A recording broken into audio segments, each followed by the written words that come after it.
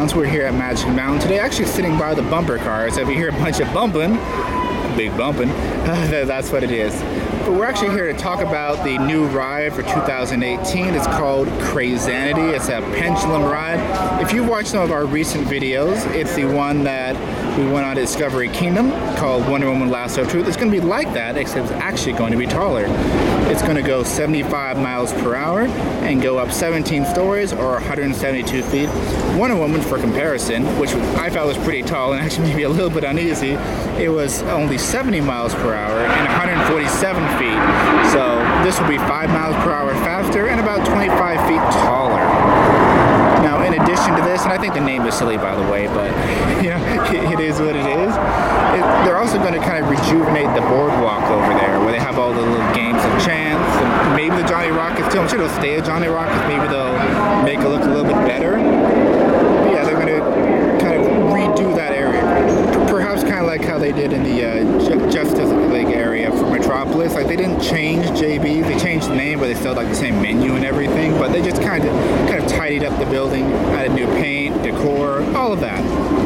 Yeah, and they're also going to do some refreshing on tidal wave and sandblasters, which is the bumper cars right behind here.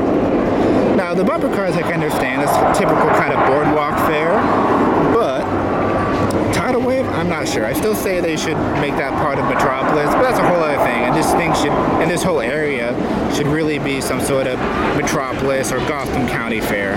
But that's another discussion for another day. Now, as far as night fair goes, they are going to have special lighting packages for CraZanity, and I think for the bumper cars as well. So it'll look nice at night. Now, some of you may be disappointed that it's not going to be a new roller coaster for next year. I mean, that does make sense. They spent a lot of money on Justice League and making the new Metropolis area.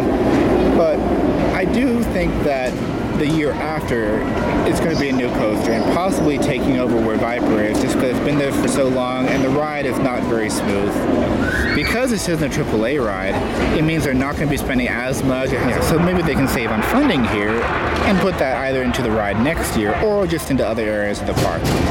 If you watch the video where I discussed Six Flags Magic Mountain being open for 365 days next year, you know I already have an opinion about where they should put the money, besides the rides, of course. There's lots of areas where pavement where it's uneven, the bathrooms need a lot of work, obviously, and some areas, some of them bathrooms are just fine. Some are definitely more in the dilapidated / in need of maintenance section. Also, and perhaps this will be addressed next year or in a future year, they need to work on the Apocalypse area. That too is kind of like an old boardwalk area, and when the park first opened, or at least from what I remember, they had Cyclone over there, Psyclone. It got damaged after the Northridge earthquake, and it was never quite the same, and that's where Apocalypse stands now. And also in the old days, they had a bunch of like arts and crafts stuff over there. You can still see some of it, but it's a weird juxtaposition of having like an apocalyptic themed roller coaster next to another kind of boardwalk area. I would look for them to tighten up that area and retheme it. If they want to make the whole area kind of apocalyptic, fine by me. Because I do like Apocalypse. It's a fun ride, it has really good theming on the inside, so they should definitely carry that over. One thing I'd also like to talk about, just because we went up there, so up in Discovery Kingdom, they're going to be getting the Harley Quinn Crazy Coaster. It's called the world's first dueling looping coaster. I'll put in a picture right here. Because Six Flags Discovery Kingdom has a very small footprint in the area, and because a lot of the park is for animals and stuff, they can't necessarily have a bunch of coasters going everywhere, and there's a height limit in that area as well. So they're going to put it right next to Superman and Joker. I mean, that makes sense, Joker and all of that.